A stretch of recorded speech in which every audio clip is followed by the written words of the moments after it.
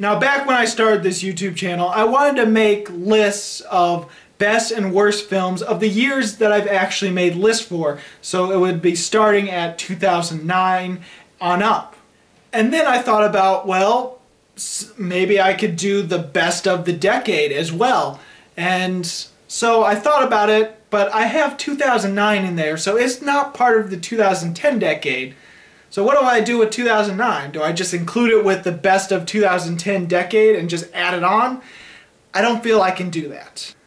So instead, I went back to 2000, looked at all the movies I've seen, plus a bunch of movies that I missed and never heard about that actually have some good critic reviews, and I started watching. And so now I get to count down my top 50 films of the year 2000. Little disclaimer, this is just my opinion. If you have a completely different opinion, that's completely fine. I would be creeped out if you had the exact same opinion as me. Number 2, looking back at the year 2000, finally seeing some of these films that I haven't seen for 15 years, plenty of those films no longer hold up to me.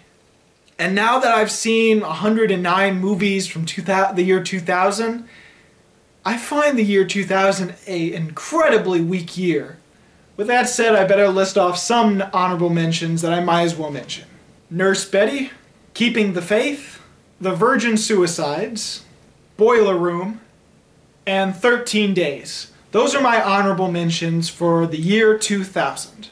So let's get started with the first 10 in my top 50. So my number 50 of 2000 is My Dog Skip. Now, if you really look at My Dog Skip objectively, there really isn't anything new or anything very different when it comes to a boy and his best friend who happens to be a dog. It's the same sort of story, the same sort of cliches you would expect in that type of family film. But what My Dog Skip actually does is it does feel completely genuine, even though it's riddled with cliches. The acting is really good, especially from Frankie Muniz and Luke Wilson. It is a good coming-of-age story, and there is plenty of elements that fit the era and fit a more 50s or 40s style era with World War II, I believe, and just the sort of things that they deal with. It's almost like a little adventure story from time to time.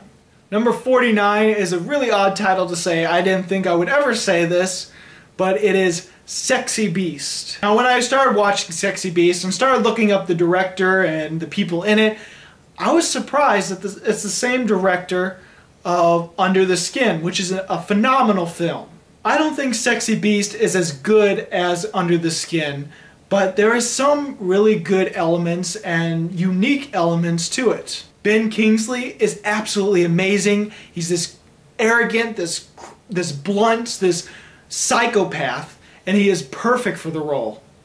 I never thought I would say that. Ray Winstone is really good as well, and it's really odd because it is a bit of a drama. It is a crime drama, but there's some really great, really creepy, bizarre, dark humor within it.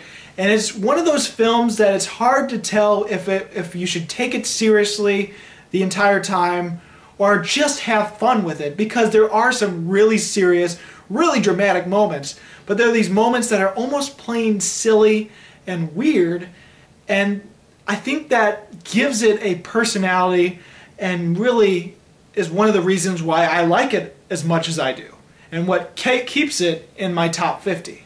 Now, my number 48 is a film that many people consider so bad, and it was so bad that the director quit directing for good. Like, I rewatched this movie because I remember liking it. It's Red Planet. And when I watched it again, I realized this really isn't that bad. Like, I can understand why some people consider it average, and I can see why some people might not like it. But really, it is a very basic sci-fi thriller. People are trapped on Mars, and they're trying to get off, and they're being hunted down by this cyborg robot. Well, just robot, actually. It's not really a cyborg. But it's a bit of a thriller, it's a bit of action, It doesn't try to go too deep into science fiction theories. It doesn't try to be philosophical. Well, one of the characters does, but that's because he's all about God and stuff.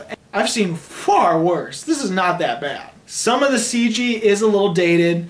I think the first act of the film really drags, and it's trying to develop character, but the characters are just so immature, it's ridiculous. So I think that really hurts it in the long run. But once they get on the planet, I have no problems with the film. It actually is a pretty good film. Alright, number 47 is another film that was unknown to me until I was looking up the top 100 films of 2000 on Rotten Tomatoes. And so I started watching some of these films if they piqued my interest, and this one did. It is Panic.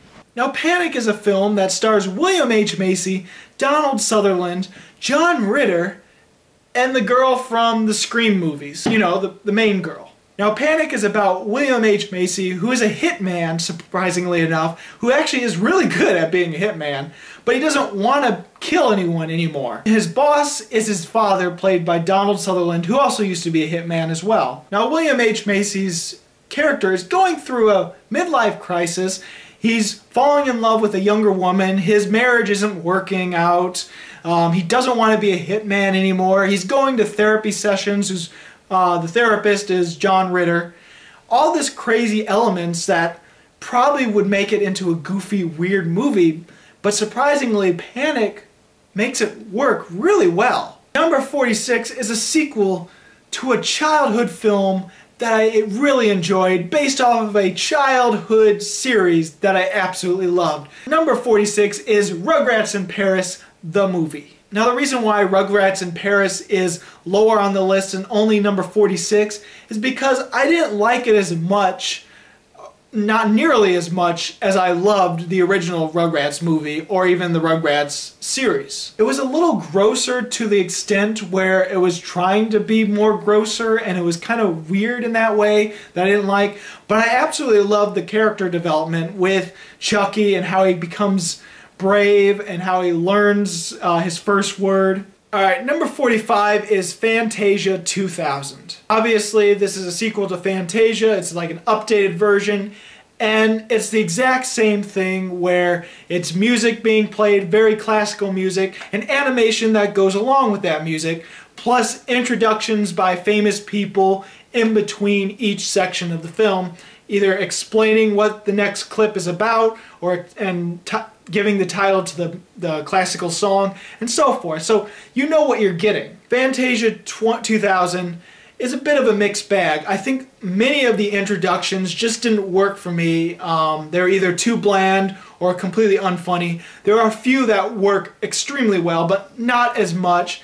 And some of the animations some of them are okay, while other ones are breathtakingly amazing, breathtakingly beautiful, and there's so much depth to them. But it's a mixed bag. It's like you love some, while the other ones are just you know? God, we got a lot of animations in my first 10. Number 44 is Chicken Run. Now, I know a lot of people consider this the best animated movie of 2000, but for me, I do enjoy a lot of the things they're doing, but it's a little bit more forgettable for me of the animated movies of this year. I rewatched it and I saw just how dark it is. It was almost like the chicken were in a concentration camp. I mean, it almost felt like this was some sort of take on World War II. I wouldn't be surprised if it is, and I love it if it is, and I love that fact. But for me, the whole story wasn't as interesting. The characters weren't as interesting. While even though I love this escape plot, I love the setting, I love the evil characters, the rest of it was just sort of meh to me. Number 43 is a really heavy movie, even more so than Southpaw was this year, and it is Men of Honor. Now, there are plenty of people that either love it or hate it. I'm somewhere in between. It is really heavy. It is really depressing. It deals with a lot of racism in the Navy, and all Cuba Gooding Jr. wants to be is a frickin' diver for the Navy. That's all he wants to be. And there's so much racism from Robert De Niro and and then Cuba Gooding's like squad mates or Navy mates or whatever you want to call them. And it's just so brutal. It's just so freaking depressing.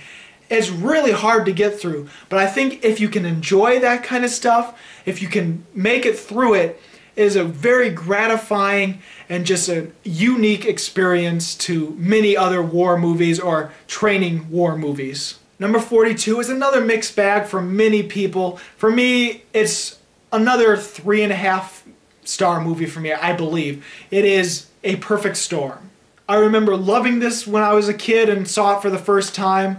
I still really like it. I'm surprised how many people are famous now from this movie. Like, back when I was a kid, I didn't know half of these people. And when I see it again now, I'm like, oh my God, Mark Wahlberg was in it? Holy crap, George Clooney was in it? Holy crap, John C. Reilly was in this movie? What the hell? I think this is another heavy film, another depressing film with a tragedy that you know is going to happen. And for the most part, it still works for me. Some of the character development, all these backstories, it tries to focus really carefully at the beginning of all these different characters so you can feel bad for them and actually care about them. For me, it worked, but sometimes it's a little too subtle. Sometimes there might not be enough meat or enough backstory for the characters to actually truly care about them. So I think that's why some people don't like A Perfect Storm as much. For me, it works. And for me, it's about a 3.5 star movie. I enjoyed it, and I still would enjoy it and watch it again if it was ever on TV. The last of these first 10 movies from my top 50 of 2000 is number 41, Space Cowboys. This is another movie I watched when it came out on DVD. We rented it. I love Clint Eastwood. This is like the start of old man Clint Eastwood trying to prove that he's still young enough to do different things. And I really enjoyed this film. The theme to it of old men being able to still do things that young people can do, and in this case, still be able to space travel and fix a satellite, is a common theme you're going to see.